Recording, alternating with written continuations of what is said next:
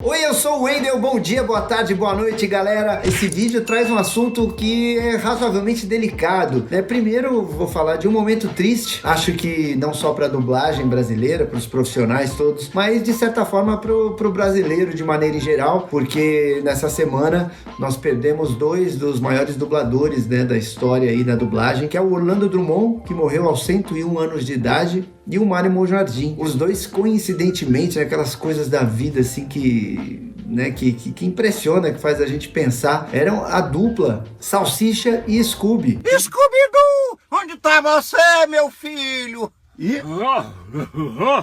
Salsicha! O Drummond fazia o Scooby-Doo, tá no Guinness como o dublador que por mais tempo fez o mesmo personagem. Eu dublo o Bob Esponja, por exemplo, há 21 anos. Ele fez por 35 anos ou mais o Scooby-Doo. É uma marca incrível, e não só o Scooby-Doo. Ele fazia a voz do Popeye, né, o Gato Guerreiro. O Alfio é Teimoso, que na época era um sucesso na televisão brasileira. Deve ter sido líder de audiência. Então ele criava aí todas essas vozes e muitos outros personagens que ele já fez, assim como fazia o seu peru da escolinha do professor Raimundo, que realmente caiu no gosto do público. Era um personagem querido por adultos e crianças, né? Ele fazia de uma forma leve, divertida e engraçada, né? Sem ficar uma coisa pesada, forçada ou muito exagerada. Era uma coisa leve, divertida, gostosa, que todo mundo gostava. E na minha época, a escolinha do professor Raimundo era algo imperdível, especialmente no sábado. Sábado o Brasil inteiro parava em frente à TV para assistir a escolinha, e tava lá o Orlando Drummond compartilhando o seu talento com todo mundo. E o Mário Monjardim, que para mim,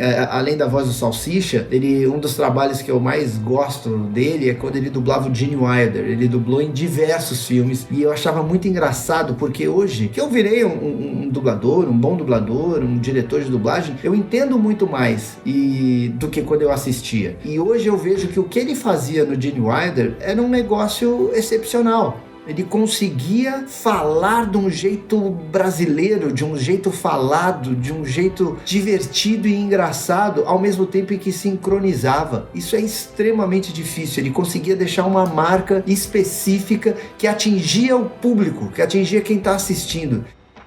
O quê que você está falando, meu filho? 300, é o mínimo. Está falando comigo, é? Isso é algo raríssimo, raríssimo. E esses dois, eles tinham uma coisa mais importante, que era uma percepção diferente, né? Eles eram especiais, eram gênios da arte, e todo mundo só fala bem deles. Eles eram pessoas que onde chegavam, levavam muita alegria, muita empatia, levavam muita leveza e humor, né? O Drummond até tem uma frase dele que diz que a palavra mais próxima do humor é amor, e era isso que ele realmente levava ao ambiente de trabalho, que é um ambiente cansativo, muitas vezes pesado, tenso, de cobrança, de urgência e tal. Porra, ele sempre conseguiu, os dois sempre levaram isso, e muita gente lá no Rio de Janeiro, porque os dois eram dubladores do Rio de Janeiro, trabalhavam na praça do Rio de Janeiro, trabalhavam na praça, coisa de velho, né? Trabalhavam no mercado do Rio de Janeiro, e todo mundo fala isso, não agora que eles, né, partiram, sempre falaram do quanto eles eram generosos, do quanto eles ensinaram, do quanto eles formaram pessoas e atores. E aí eu fiquei pensando, quando isso aconteceu, né, que, poxa, isso é muito bacana, isso é muito legal, isso é muito bonito. Eu me sinto honrado de fazer parte, assim, desse grupo de pessoas, né, que são os dubladores. E também formei bastante gente, né, ajudei bastante gente ao dirigir e tal. E aí eu fiquei tentando fazer um paralelo, porque me perguntaram no Instagram: você acha que as vozes, né, dessa geração mais antiga são mais específicas ou diferentes ou marcantes do que as de hoje? E aí eu parei, né, fiquei pensando. Acho que não. Acho que nós temos ainda vozes incríveis. Tem muito jovem. Antigamente os dubladores eram mais maduros, mais velhos, mais adultos, tinha menos jovens, então às vezes esses caras mais velhos, eles faziam os jovens e os caras maduros e tal. Hoje tem muito jovem, tem muita gente jovem, que eu digo não só, sei lá, 14, 15, 18, mas considerando até os 30 anos, que é jovem, tem muita gente. Antigamente não tinha tanto. Hoje o mercado é diferente do que era antigamente. Mas existem diversas vozes realmente, vozes diferenciadas, vozes marcantes, vozes muito bacanas, vozes com energia intensa, de galã, divertido, voz grave, tem de tudo. Mas eu não sei se tem a magia que os mais antigos conseguiam dar ao trabalho. Essa magia da criatividade, essa magia da percepção artística do trabalho e também essa coisa do compartilhar conhecimento, de levar leveza ao ambiente de trabalho. Eu acho que o fato de repente, gravar junto, talvez isso propiciasse esse tipo de situação. Não sei dizer aqui, é uma teoria, mas talvez o fato de gravar cada um separado, apesar de eu achar que é bom para dublagem, que é melhor assim, é a minha opinião, talvez tenha criado um individualismo muito grande, onde você perde as referências. Eu, quando comecei a dublar, eu gravava do lado de Carlos Campanile, de Neuza Azevedo, de Sandra Campos, de Neide Pavani, de Drauzio de Oliveira, de Líbero Miguel, Nair Silva, eram grandes referências, era gente que dava nó em pingo d'água, que sabia sincronizar, interpretar, usar a voz pro grave, pro agudo, pro grito. E eu acho que duas coisas aconteceram. Gravar sozinho, que é uma coisa que a tecnologia trouxe, e a internet, que é outra coisa que a tecnologia trouxe. A individualidade muitas vezes faz com que as pessoas percam as referências, deixem de ver os mais experientes, os veteranos em ação. Então é curioso, né, que a tecnologia tenha trazido isso, pelo menos na minha opinião. O gravar sozinho faz com que você, na sua bolha ali, no seu mundo em que você está gravando, você não tenha a referência dos mais experientes, dos mais talentosos e tal, você não vê como eles trabalham, como eles criam, como eles mudam o texto, o que eles fazem de diferente. Você só assiste pronto, dublado. E aí, a partir daí, quando você não tem referência, a sua referência passa a ser você. E isso talvez gere uma falta de autocrítica, talvez gere um ostracismo, não sei dizer, mas eu percebo que hoje em dia as pessoas gravam alguma coisa, colocam na internet,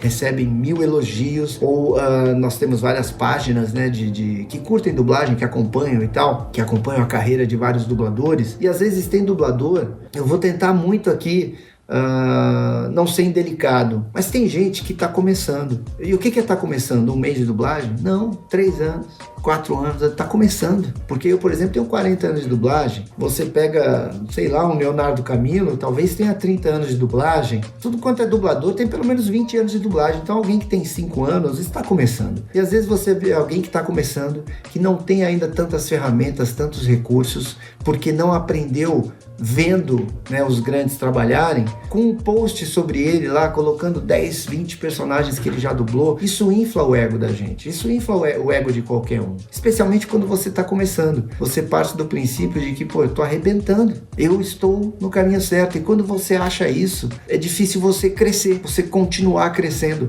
Você provavelmente vai fazer o mesmo trabalho em todos os outros personagens, o que a gente não via no Monjardim, o que a gente não via no Drummond. Eles conseguiam imprimir, apesar de ser a mesma voz, imprimir uma característica específica para aquele personagem, e ainda que se comunicasse de forma especial com o espectador. Eu já aguentei 9 assaltos com John L. Sullivan. Você quer o emprego ou não, seu sacripanta?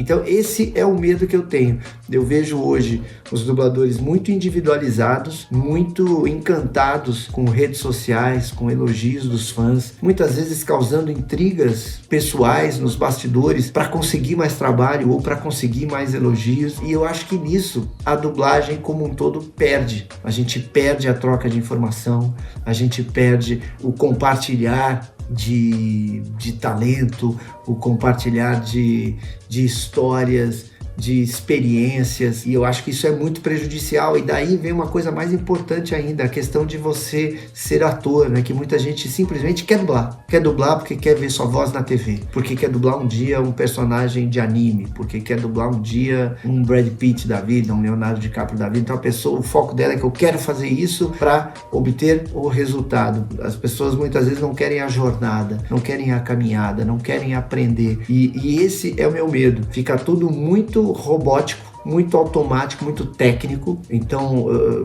eu diria que tem uma infinidade, para não dizer aqui uma porcentagem, mas tem uma infinidade de gente que aprendeu a sincronizar e aprendeu o sistema da dublagem dentro do estúdio. Então, trabalha bastante, tem a agenda cheia, trabalha todos os dias, ganha 10, 15, 20 mil por mês, faz personagens interessantes, porque aprendeu a sincronizar e aprendeu a metodologia do trabalho, mas não tem alma, não tem arte, não tem diferenciação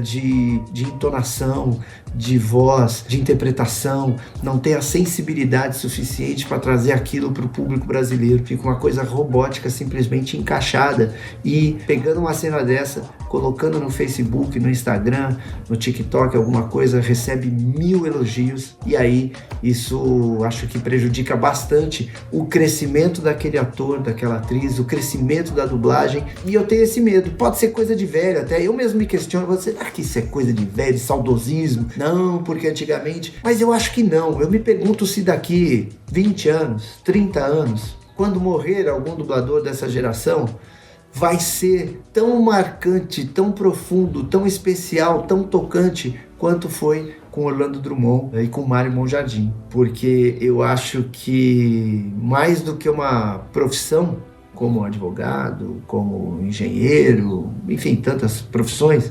dublar tem que envolver arte, alma e generosidade. E esses caras tinham isso. E eu tenho medo que isso ao longo dos anos acabe ou diminua num nível muito drástico, que faça com que a gente perca essa magia dessa profissão que muitos têm a possibilidade de fazer, e ela se transforme apenas numa fonte de renda e de satisfação do ego. Isso eu temo muito, que as coisas partam para esse caminho. Acredito até que esse momento que a gente vive hoje, de muita gravação remota, talvez tenha até piorado isso, porque o distanciamento na hora do trabalho, na hora da gravação, diminui mais ainda essa questão artística, essa questão do calor que tem que ter no nosso trabalho. Porque se ele for uma coisa técnica e fria, aí sim, realmente qualquer um vai poder fazer, e aí qualquer um vai se achar tão brilhante quanto o Monjardim e quanto o nosso querido e saudoso Orlando Drummond. Não sei se eu estou falando bobagem, não sei se eu estou viajando na maionese, não sei se eu estou sendo injusto com algumas pessoas que a gente tem hoje, mas a minha ideia não é ser nada disso. Minha ideia era simplesmente trazer à reflexão uma coisa que me incomodou, além da tristeza, né, do falecimento desses dois monstros. Foi algo que me cutucou aqui na cabeça e que eu fico pensando e me preocupo muito. Até por ser dono de um estúdio, eu quero manter viva essa alegria, essa magia, essa explosão de talentos que muitos tiveram e ainda têm. E eu acho que a gente tem total condição de chegar nesse mesmo patamar, né, esses jovens que tem hoje. Eu acho que existe essa condição, mas a gente não pode deixar morrer essa vontade, esse tesão, essa percepção e essa vontade de compartilhar alegria, não só com o público, mas também com os colegas. Enfim, deixa nos comentários o que você achou dessa reflexão. A dublagem de hoje pode ser sim igual aos talentos clássicos de antigamente? O que você acha? Deixa aqui nos comentários. Se eu falei bobagem, se eu falei uma coisa boa, quem pode ser um futuro Orlando Drummond, um futuro Mário Monjardim, e se eu tô falando coisa de velho? Deixa aí nos comentários, aproveita, caiu de paraquedas aqui, se inscreva no canal, dá uma força aí pro canal, clica aqui, estamos rumo aos 10 milhões, falta um pouquinho, olha lá quanto falta, beleza? Falou galera, até a próxima e fica a reflexão aí.